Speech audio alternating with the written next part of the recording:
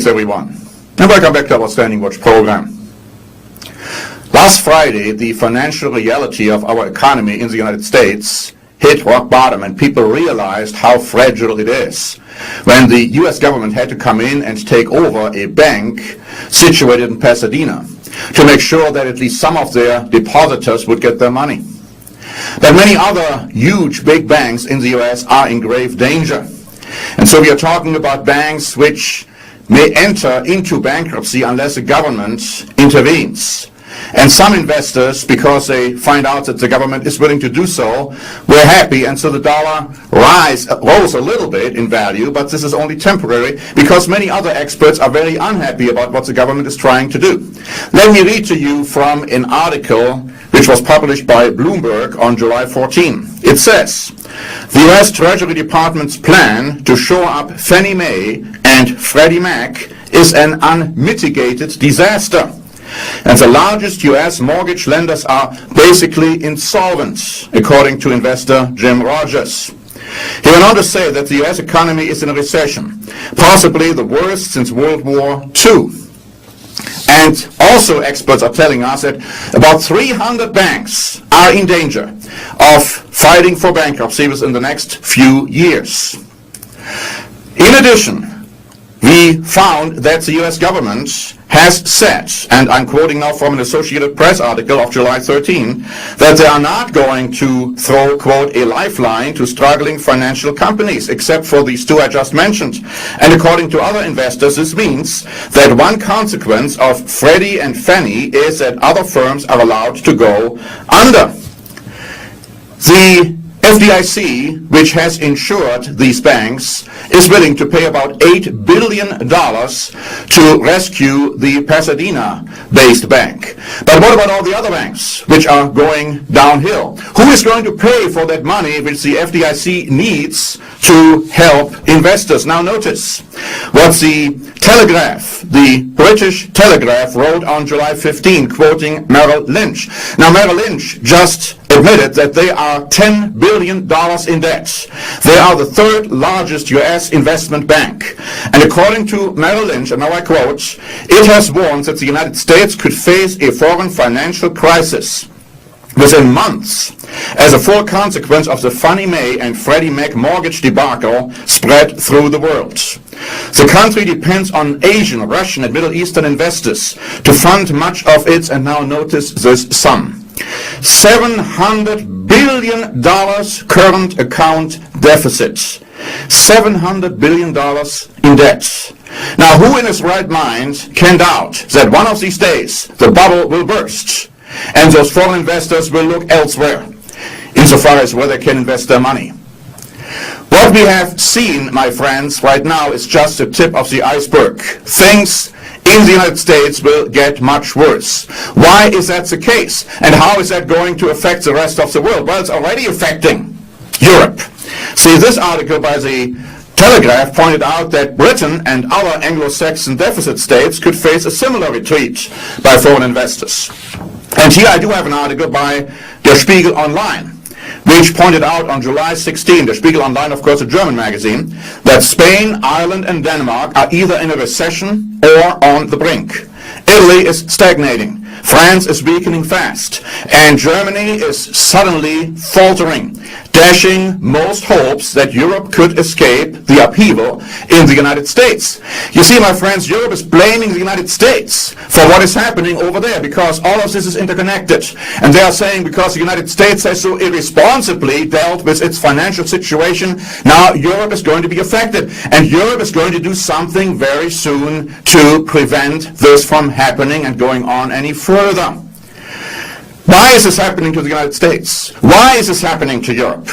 Well, the Bible makes it very clear. Most people scoff at the idea that we are quoting the Bible today to show you what is going to happen. But if you believe in God, if you believe in the Bible, why don't you take seriously the warnings for the end time? And so the Bible tells us that Europe will unite. And it will be a unification of 10 nations or group of nations, those proverbial core nations we are talking about.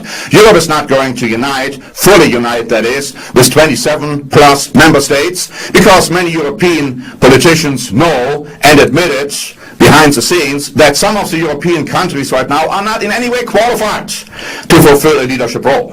And so there will be just a few, about 10 nations or groups of nations, which will lead Europe, and they will look for alternatives. And the relationship between Europe and the United States will deteriorate. And as I mentioned this before, no matter who the next leader in the United States is going to be. Now, these are not good news for the United States. I'm not saying this in order to kind of support European unification. The Bible warned that this is actually going to be very bad news for the United States and for the rest of the world, because they will ultimately lead the United States and other countries into what is called the Great Tribulation. Now, when I say these things over there in Europe, Europeans are very upset, and they say, well, how can you say that? Germany, for instance, is a peace-loving nation, and it is the United States which is starting wars. Well, that may be the case today, but according to the Bible, things will change drastically in a very few years from now. And we should be aware of it. Now, most Americans are not aware of things which are happening in Europe. They are not even aware of things which are happening in the United States. Up to 30% of American citizens still feel that the United States of America is still doing a pretty good job and that everything is going fine. I wonder what those 30% are listening to or watching, or are they even aware of what's going on? The United States of America, my friends, was supposed to be a leader in the world, showing the world how to live. And the Bible makes that very clear too, and I have done some programs on the origins of the United States. And it shows that the Bible does mention the United States of America many times. Of course, not with a name, the United States of America, but it is mentioned. And it was supposed to be a light to the world. But it has not shown the world how to live. In fact, it has shown the world how not to live. And there's a common saying in Europe that all bad things come from America. What a reputation. It should say all good things come from America, but that's not what's being said. The abominable, demonic feast of Halloween was virtually unknown in Europe for many, many years. When I grew up there, I'd never heard of it. But now it's big business. The United States of America has imported it into Europe. What an abomination! Such a demonic, blatantly satanic feast. And there are many other things I could mention, which the United States of America is responsible for. And the Europeans will ultimately get away from it. And they will see that they have to stand on their own 2 feet. And they will. But as I said, it's not going to be good. It's not going to be good news. If there's going to be a war against Iran, either by Israel with or without the support of the United States, Europeans in all likelihood will not fight. And this also will damage the reputation and the relationships between those 2 power blocks.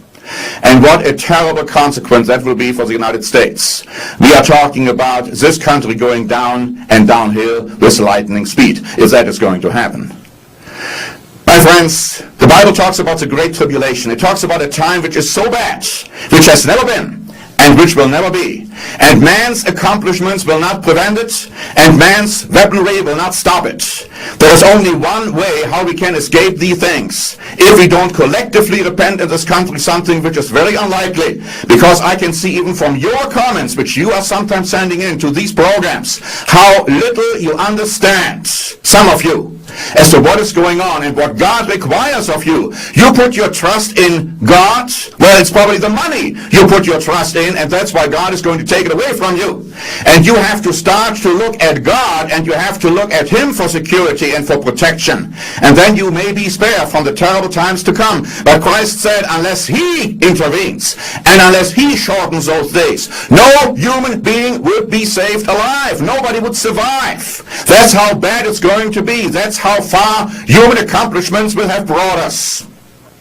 My friends, you need to know what is going to happen. You need to know the warnings in the Bible, and you need to take them seriously.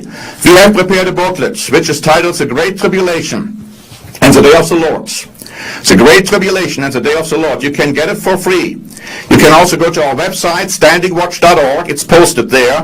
Or you can write us and ask for a free copy. You need to know the information in this very informative booklet, because it is going to tell you what is going to happen in the United States of America and in Europe and in the rest of the world in a few years from now. As I said, the financial crisis we are facing right now is just the tip of the iceberg. It's going to get much, much worse. And you need to know what is going to happen for your own individual benefit and also for the benefit of your family. Thank you very much for watching. This is Norbert Link for the Standing Watch program.